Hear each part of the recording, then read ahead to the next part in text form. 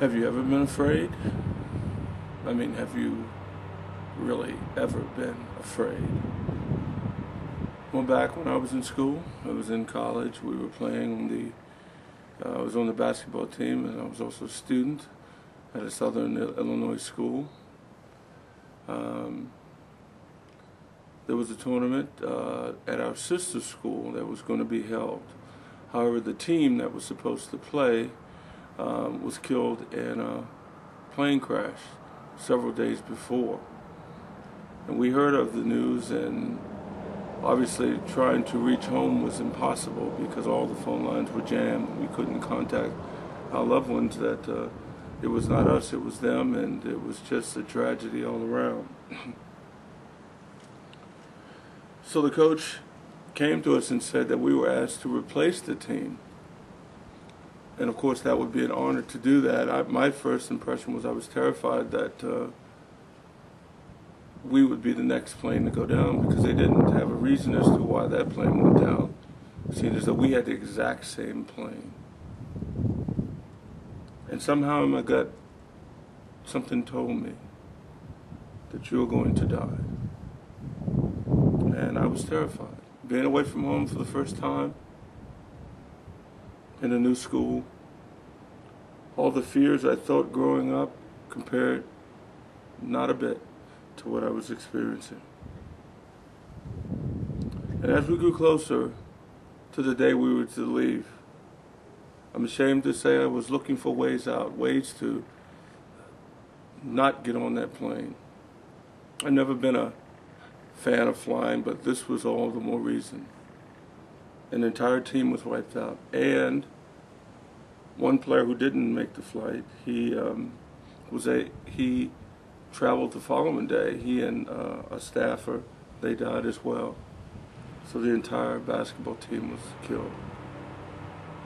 No explanation as to why it happened. We were to fly in the same exact plane, the same exact route, a few days later. I knew this was the end. How did it come to this? I was a young kid in college, thinking of his demise.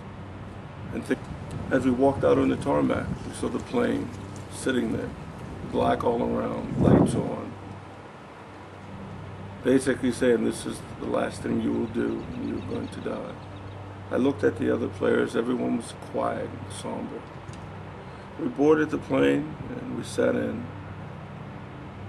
And as I sat there, my heart rate began to speed.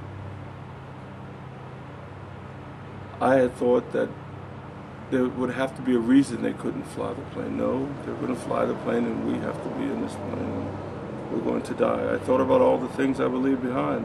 And I thought, something silly. Is my room clean? The door closed on the plane and the propellers began to go. And as the propellers began to speed, my heart began to speed. I was terrified. Literally terrified. I thought that I would just faint or have a heart attack or something bad would happen. That at some point someone would be picking me up off the floor saying what happened to him. They could not know the terror that I was experiencing. I looked around at everyone else and they looked as if it was no big deal. But if they were as good as hiding as I was, then they were all terrified as well. I looked out the window and there was nothing but darkness. And at that point I said, God, I give it to you. I give it all to you. If you want this plane to crash, let it crash, so be it. But there's nothing I can do at this point. And then I heard the pilot say, we're now cruising at 30,000 feet. And at that point I felt a calmness that I'd never felt before. I actually felt this calm. Little did I know what that experience would do. Little did I know how that experience would change me. I never met or had the opportunity to meet any of the members of the team, of the sister team. But I heard their names read off, and I saw their family members stand in that gym on that winter day. And I knew we were there for more than a basketball game. And as tragic as it was, we were able to be a bright spot in that darkness.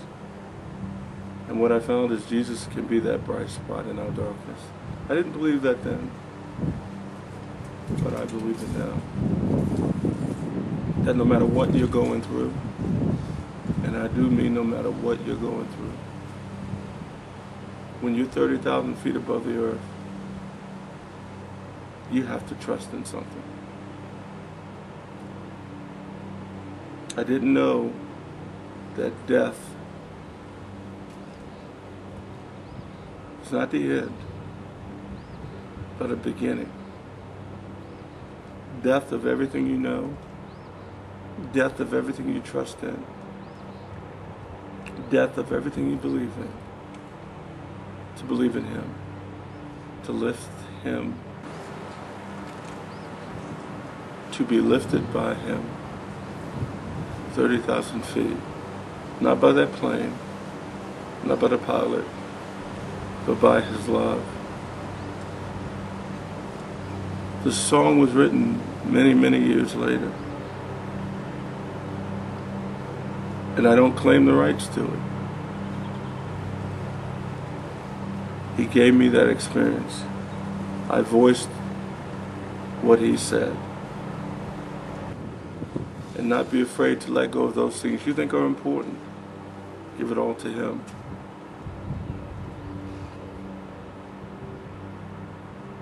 And you will be lifted. You will be lifted. God bless.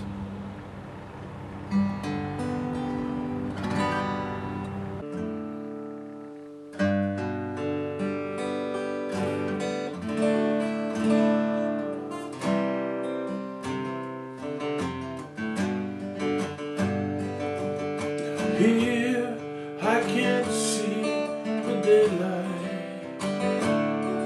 The ground below supports my earthly home,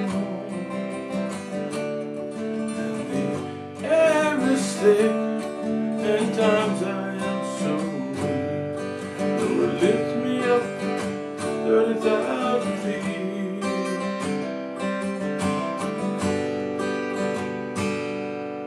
Rise up and praise the name of Jesus.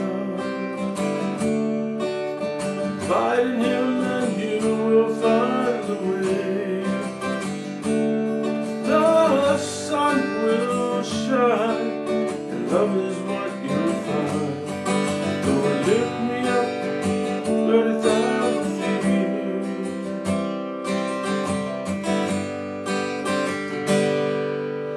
Live so long and lonely without you, daily reaching all my earthly goals.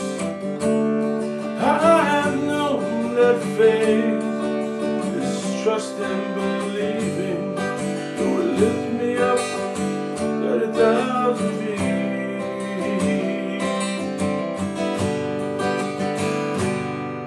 Lord, lift me up so I can know the goodness. Lord, lift me up so I can know His name. Oh yeah, to find the Son, then Jesus will love me. Lord, lift me up 30,000 feet. There are no traffic jams on the road to Jesus. Out to lunch or Hollywood sign. 9 to 5, hit the soul of Jesus. Just a walk in love, knowing that He lives. Lord, lift me up so I can know the goodness. Lord, lift me up so I can know Your name. Oh yeah.